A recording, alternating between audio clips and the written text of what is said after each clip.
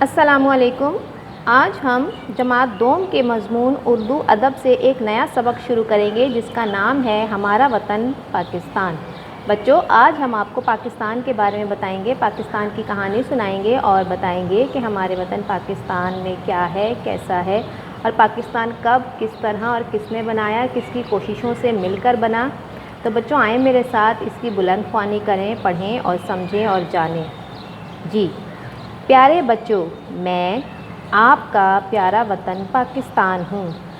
آئیے آج میں آپ کو اپنی کہانی سناتا ہوں۔ بچوں، آپ کو سمجھ آ گیا ہوگا کہ آپ کو آج پاکستان کی کہانی سنائی جا رہی ہے کہ پاکستان کب، کہاں، کیسے، کس طرح وجود میں آیا اور کس کی کوششوں سے بنا، اور یہ بھی کہ یہ کہانی آپ کو کوئی اور نہیں سنا رہا بلکہ خود پاکستان آپ کو اپنی کہانی سنا رہا ہے۔ تو آئیں پڑھتے ہیں۔ میں 14 اگست 1947 کو قائم ہوا۔ کون قائم ہوا؟ پاکستان اپنے بارے میں بتا رہا ہے کہ میں 14 اگست 1947 یعنی 1947 عیسوی کو قائم ہوا۔ عیسوی سال جو ہمارا ایئر ہوتا ہے، جیسے اب ہمارا کون سا ایئر چل رہا ہے؟ 2020، ٹھیک ہے؟ تو آگے چلتے ہیں۔ پاکستان کب قائم ہوا؟ 14 اگست 1947 یعنی 14 اگست 1947 کو قائم ہوا۔ مجھے بنانے کے لیے آپ کے بزرگوں نے بہت قربانیاں دی ہیں۔ قائد اعظم محمد علی جناح، علامہ اقبال، لیاقت علی خان اور ایسے بہت سے بڑے لوگوں نے مجھے حاصل کرنے کے لیے بہت کوشش کی۔ بچوں یہاں پر پاکستان اپنے بزرگوں کے بارے میں بتا رہے ہیں کہ ان کو پاکستان کو بنانے کے لیے ہمارے بزرگوں نے بہت سی قربانیاں دی۔ ہمارے بڑے بزرگ بچوں، وہ جب پاکستان جس سال بنا تھا اور پاکستان بننے سے پہلے اس وقت کے جو لوگ تھے، بزرگ، جوان، بڑے، بوڑھے، وہ سب پاکستان بنانے کے لیے انہوں نے بہت محنت کی اور بہت قربانیاں دی تھیں، اور ان میں قابل ذکر نام کس کا تھا؟ قائد اعظم محمد علی جناح، جو پاکستان کے بانی ہیں، جنہوں نے پاکستان بنایا۔ اس کے علاوہ ان کے ساتھیوں میں کون کون شامل تھا؟ علامہ اقبال، لیاقت علی خان اور ایسے بہت سے بڑے لوگوں نے مجھے حاصل کرنے کی کوشش کی، یعنی کہ پاکستان بنانے کی کوشش کی۔ میں بہت خوبصورت ہوں، مجھ میں اونچے اونچے پہاڑ ہیں، ہرے بھرے کھیت کھلیان بھی ہے، دریا اور سمندر بھی ہیں، صحرا اور پھلوں کے باغات بھی ہیں، بڑے بڑے شہر بھی ہیں اور چھوٹے چھوٹے گاؤں بھی۔ بچوں آپ کو پتہ ہے پاکستان کو ایک خوبصورت ملک کیوں کہا جاتا ہے؟ اس کی کیا وجہ ہے؟ بچوں اس کی وجہ یہ ہے کہ اس میں پہاڑ بھی ہیں، اونچے اونچے بڑے بڑے پہاڑ ہیں، جیسے K2 کا پہاڑ دنیا کے بڑے بڑے پہاڑوں میں شامل ہوتا ہے، اور ماؤنٹ ایوریسٹ اور ہمالیہ، یہ سارے پہاڑی سلسلے پاکستان سے ہوتے ہوئے دنیا کے دوسرے ملکوں سے بھی جا ملتے ہیں۔ اس کے علاوہ ہرے بھرے کھیت ہیں، یہاں پر جو کھیت ہیں ہمارے کس کس کے؟ سبزیوں کے کھیت ہیں، جہاں اناج، پھل اور سبزیاں اگائی جاتی ہیں، اور دریا بھی ہے، سمندر بھی ہے، صحرا بھی ہے، پھلوں کے باغات بھی ہیں، بڑے بڑے شہر اور چھوٹے چھوٹے گاؤں بھی۔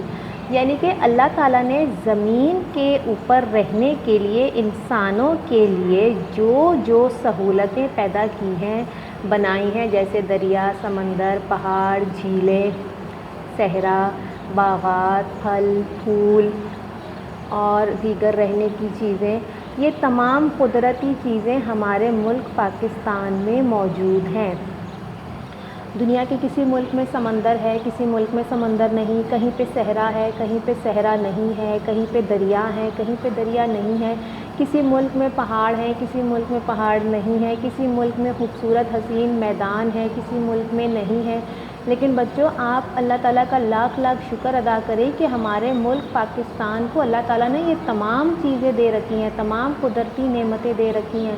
ان پہاڑوں کے اندر سونا، چاندی اور دیگر دوسری دھاتیں ہیں، زمین کے نیچے تہوں میں چھپے ہوئے راز ہیں، اور بہت سی معدنیات ہیں جو دنیا میں ہر جگہ کسی جگہ پر کوئی چیز ہے، ہمارے وطن پاکستان میں وہ تمام چیزیں ہیں۔ قدرتی گیس ہے، کوئلہ ہے اور دوسری دھاتیں ہیں اور معدنیات ہے، تیل ہے، زمین کے نیچے तो इस वजह से पाकिस्तान बहुत खूबसूरत है क्योंकि वो मादनी दौलत से माला माल है। माला माल यानी कि भरा हुआ बहुत ज़्यादा है।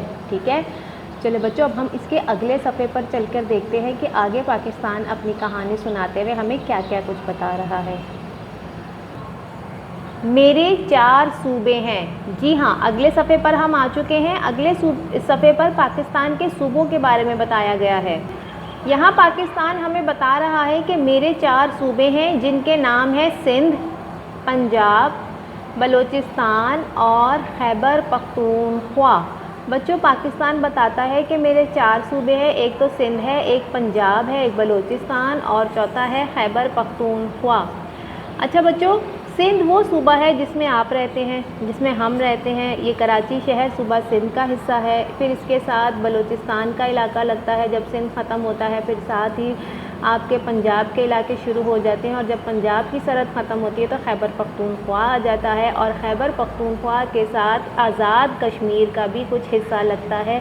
आज़ाद कश्मीर इंतहाई खूबसूरत इलाका है, पाकिस्तान का सबसे खूबसूरत इलाका है और इसका कुछ हिस्सा भारत ने कब्ज़ा करके अपने ऊपर ज़बरदस्ती उसे अपने कब्ज़े में ले लिया है, जो मकबूज़ा कश्मीर कहलाता है।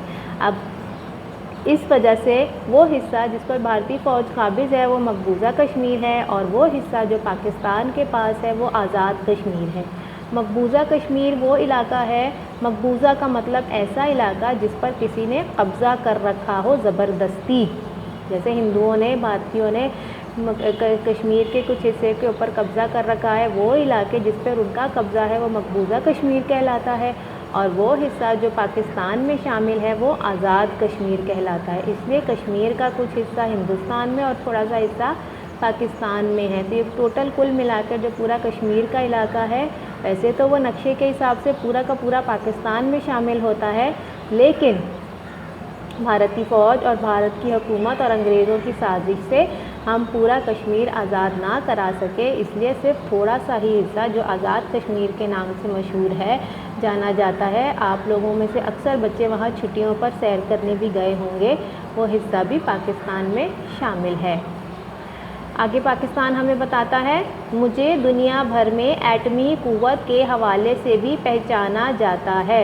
यानी कि पाकिस्तान वो मुल्क है जो पूरी दुनिया में एटमी क़ुव्वत के हवाले से पहचाना जाता है। एटमी क़ुव्वत क्या है? एक ऐसी क़ुव्वत जो मिज़ाइल अपने पास रखती है, अपना खुद का बनाया हुआ बॉम्ब मिज़ाइल, जो आपकी सरहद की हिफाजत के तौर पर आपकी मुल्क की फ़ौज बनाती है, ताकि अगर खुदा ना ख़ास्ता कभी कोई दुश्मन पाकिस्तान पर हमला करे तो हमारी फ़ौज उन मिज़ाइलों के वार से उनका हमला नाकाम बना सके।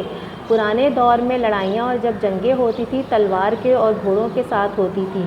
बच्चों, अब मिज़ाइल आ चुके हैं, नया दौर है, टेक्नोलॉजी आ चुकी है, एटम बॉम्ब्स बन चुके हैं, जिसकी वजह से अब दुनिया में लड़ाई अगर कभी हुई खुदा ना ख़ास्ता तो वो एटमी क़ुव्वत होगी और मिज़ाइल्स होंगे और बॉम्ब्स होंगे जो चला कर ये दो मुल्क आपस में जंग किया करेंगे।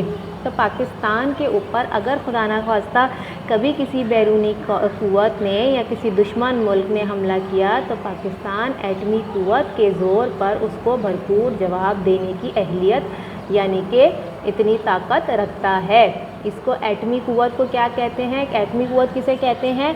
एटमी क़ुव्वत वो मिज़ाइल, वो बॉम्ब, वो टेक्नोलॉजी होती है जिससे आप अपने वतन जिसको इस्तेमाल करते हुए आप अपने वतन की हिफाजत कर सकते हैं। समझ आ गया आपको? इसलिए पाकिस्तान को एटमी क़ुव्वत कहते हैं। और आपको मालूम है कि पाकिस्तान पूरी दुनिया में वाहिद इस्लामी मुल्क है जिसके पास एटमी क़ुव्वत है। पाकिस्तान के अलावा इस वक्त दुनिया में जितने भी इस्लामी मुल्क हैं किसी के पास भी एटमी क़ुव्वत नहीं है सिवाय हमारे मुल्क पाकिस्तान के। इसलिए भी पाकिस्तान पूरी दुनिया में मशहूर है क्योंकि पाकिस्तान उन 7 बड़े मुल्कों में शामिल होता है।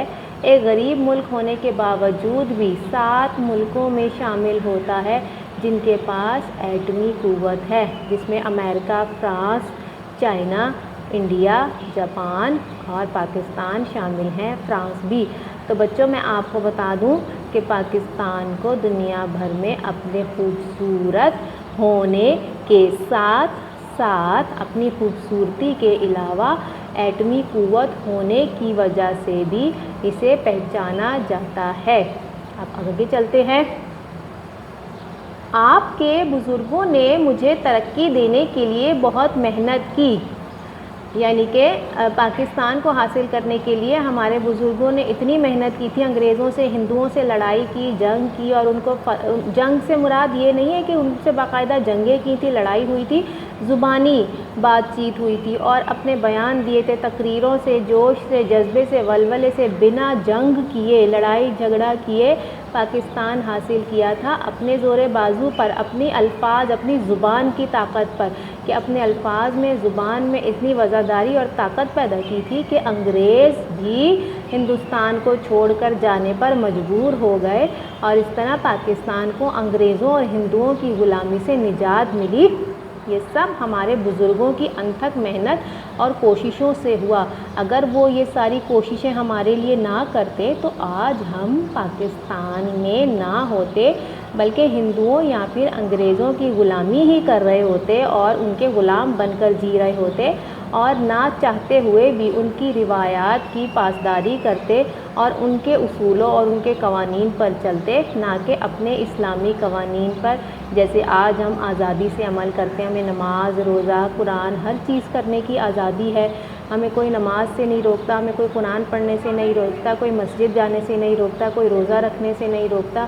ہماری جو بھی مذہبی عبادتیں ہیں اور اسلام میں ہمیں جو بھی نیکی اور بھلائی کے کام کرنے کا حکم دیا ہے، ہم اسے آزادی سے کر سکتے ہیں، ہمیں کوئی روک نہیں سکتا۔ تو یہ سب ہمارے بزرگوں کی محنت سے ہی ہوا تھا، جو آج ہمیں اتنا اچھا پھل کھانے کو ملا۔ یہ پھل کیا ہے؟ پاکستان ایک میٹھا پھل ہے جو ہم کھا رہے ہیں۔ ہم یہاں آزادی سے رہتے ہیں، کھاتے پیتے، سوتے جاگتے، نماز پڑھتے، اللہ کا شکر ادا کرتے کہ ہمیں کوئی تنگ کرنے والا، پریشان کرنے والا نہیں ہے، ہم پر کوئی زبردستی حکومت کرنے والا نہیں ہے، ہم اپنے ملک کے آزاد شہری ہیں۔ تو اس پر ہم اپنے اللہ تعالیٰ کا جتنا بھی شکر ادا کریں کم ہے، اور اپنے ان بزرگوں کی قربانیوں کو ہمیشہ یاد رکھیں پیارے بچوں، کبھی بھی نہ بھولیں کہ جنہوں نے ہمارا وطن پاکستان بنانے کے لیے اتنی محنت کی، قربانیاں دی، اپنی زندگی کی خوبصورتی کو چھوڑ کر، اپنی خوبصورت زندگی کو، اپنی گھر کی خوبصورت زندگی اور لائف کو چھوڑ کر انہوں نے ہمارے لیے، ہمارے سکھ کے لیے، پاکستان بنانے کے لیے اتنی کوشش کی ہے، اتنی محنت کی ہے۔ تو ہمارا فرض ہے کہ ہم اپنے وطن کی ویسے ہی خدمت کریں جیسے خدمت کرنے کا ہمارا فرض اور پاکستان کا حق ہے۔ تو بچوں، یہ تو پاکستان نے آپ کو اپنی کہانی سنائی ہے، اب آپ کو پاکستان کہہ کیا رہا ہے؟ اب یہ سنیے کہ پاکستان کا آپ کو میسج کیا ہے، آپ کو کیا پیغام دے رہا ہے، آئیے سنتے ہیں۔ اب آپ میرا مستقبل ہیں۔ بچوں، پاکستان اب آپ سے کیا کہہ رہا ہے؟ اب آپ میرا مستقبل ہیں، یعنی کہ فیوچر، آنے والی زندگی پاکستان کی ترقی اور خوشحالی ہم سب سے ہے، ہم سے یعنی کہ مجھ سے اور آپ سب سے ہے۔ اگر آپ سب مل جل کر رہیں گے، خوب پڑھ لکھ کر مجھے ترقی دیں گے تو میں بہت خوش رہوں گا، میں بھی آپ کا نام روشن کروں گا، کیونکہ میں آپ کا ہوں اور آپ میرے ہیں، آپ میری پہچان ہیں اور میں آپ کی پہچان ہوں۔ تو آئیے سب مل کر کہیں پاکستان زندہ باد۔ آخر میں پاکستان نے آپ کے لیے ایک میسج چھوڑا ہے، اور اس میسج میں، اس پیغام میں آپ کو کیا کہا ہے کہ بچوں، یہ جو آپ سب بچے ہیں، یہ اب پاکستان کا مستقبل ہیں، فیوچر ہیں۔ اگر ہم سب مل جل کر رہیں گے، محبت سے رہیں گے، پیار سے رہیں گے، پڑھ لکھ کر پاکستان کو خوب ترقی دیں گے تو یہ خوش رہے گا، اور جب یہ خوش رہے گا تو دنیا میں اس کی وجہ سے ہمارا، یعنی کہ میرا اور آپ کا، ہم سب کا نام روشن ہوگا، کیونکہ میں آپ کا ہوں اور آپ میرے ہیں۔ کیونکہ پاکستان ہمارا ہے اور ہم پاکستان کے ہیں، ہماری پہچان پاکستان سے ہے اور دنیا میں پاکستان کی پہچان ہماری وجہ سے ہے۔ آئیے میری پہچان، آپ میری پہچان ہیں اور میں آپ کی پہچان ہوں، تو آئیے ہم سب مل کر کیا کہیں؟ پاکستان زندہ باد۔ یعنی کہ اب یہاں پر پاکستان نے کہا ہے کہ آپ میری پہچان ہیں اور میں آپ کی پہچان ہوں، آپ اچھا کام کریں گے تو پاکستان کو دنیا میں اچھے نام سے پہچانا جائے گا، اگر آپ غلط کام کریں گے، برے کام کریں گے تو پاکستان کی پہچان آپ کی وجہ سے پوری دنیا میں خراب ہوگی. لوگ کہیں گے پاکستان کے بچے یا پاکستان کے لوگ ایسے ہیں، جبکہ آپ سب کو یہ ثابت کرنا ہے کہ پاکستان بہت اچھا ملک ہے، اور آپ سب ہم سب مل کر پاکستان کے لیے خوب محنت کریں گے تاکہ پاکستان دن دگنی رات چوگنی ترقی کرے. ٹھیک ہے بچوں، آج میں نے آپ کو نیا سبق پڑھایا، پاکستان کی کہانی سنائی پاکستان کی زبانی. تو بچوں آپ کو سمجھ آ گیا ہوگا. اب آپ نے کیا کرنا ہے بچوں، اس کو سمجھنا ہے، اسے یاد رکھنا ہے، خوش خطی کرنی ہے، بلند خوانی کرنی ہے. اور خوش خطی کا طریقہ کیا ہے وہ میں آپ کو ابھی بتاتی ہوں. بچوں آپ نے اردو ادب کی کاپی پہ ہمارا وطن پاکستان کا ٹائٹل بنانا ہے ایک صفحے پر، اور اگلے صفحے پر خوش خطی کا کالم بنانا ہے. اور آپ دیکھ رہے ہیں کتاب میں آپ کو ایک پیراگراف شو کر رہی ہوں. پیارے بچوں، میں آپ کا پیارا وطن پاکستان ہوں. آئیے آج میں آپ کو اپنی کہانی سناتا ہوں. میں 14 اگست 1947 کو قائم ہوا. مجھے بنانے کے لیے آپ کے بزرگوں نے بہت قربانیاں دی ہیں.